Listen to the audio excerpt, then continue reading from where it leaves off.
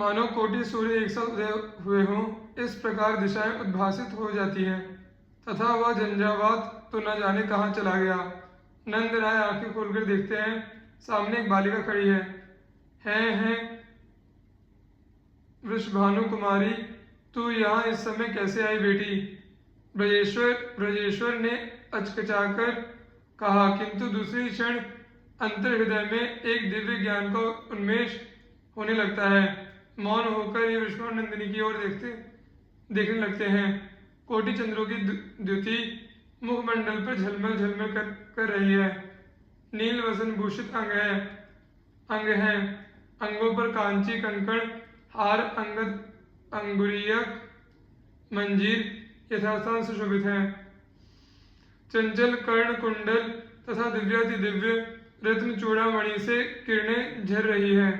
अंगों के तेज का तो कहना ही क्या है।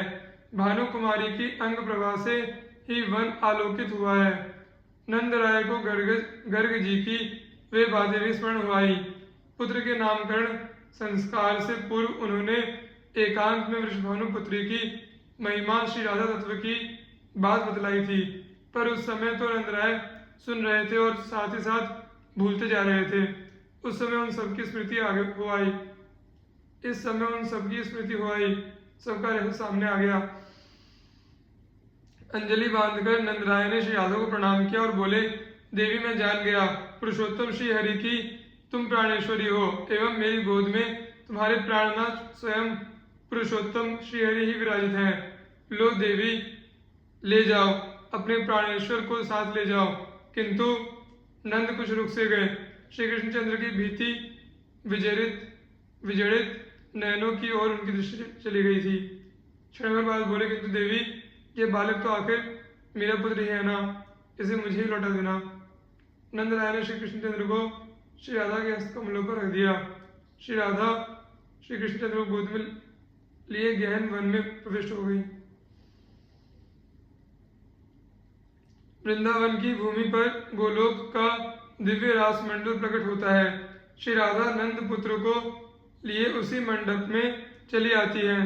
सहसा नंद पुत्र श्री राधा की गोद से अंतरित हो जाते हैं।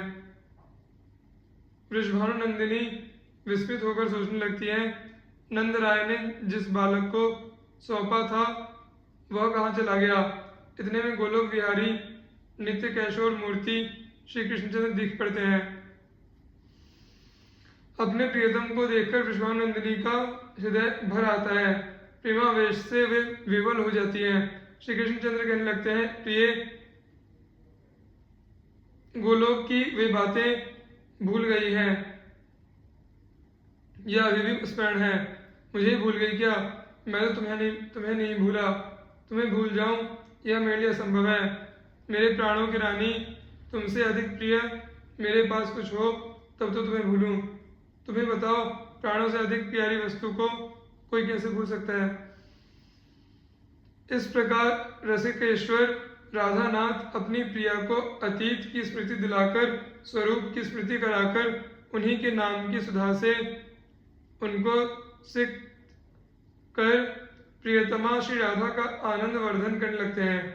राधा भाव सिंधु में भी तरंगे उठने लगती हैं।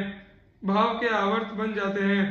आवर्त राधानाथ को रस के अतल तल में डुबाने ही जा रहे थे कि उस समय माला का मंडलू धारण किए जगत विधाता चतुर्मुख ब्रह्मा आकाश से नीचे उतर आते हैं।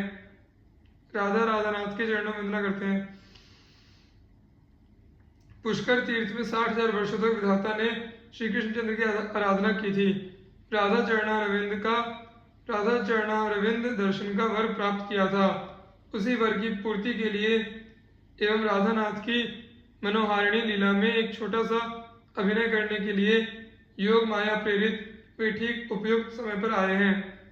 अस्तु, श्री राधा एवं राधानाथ को प्रणाम कर दोनों के बीच में विधाता अग्नि प्रज्वलित करते हैं। अग्नि में विधिवत हवन करते हैं। फिर विधाता के द्वारा बताए हुए विधान से स्वयं रासेश्वर हवन करते हैं। इसके पश्चात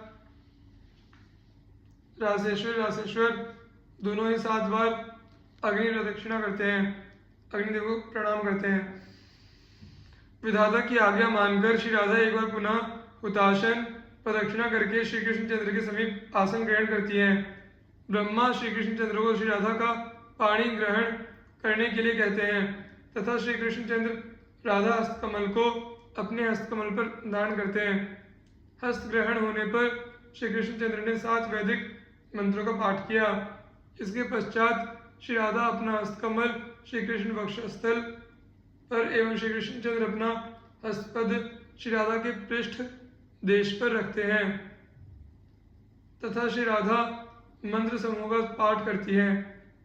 आजानुलंबित दिव्याति दिव्य पारिजात निर्मित कुसुम माला श्री राधा श्री कृष्णचंद्र को पहनाती है एवं श्री कृष्णचंद्र सुंदर मनोहर वनमाला श्री राधा के गले में डालते हैं।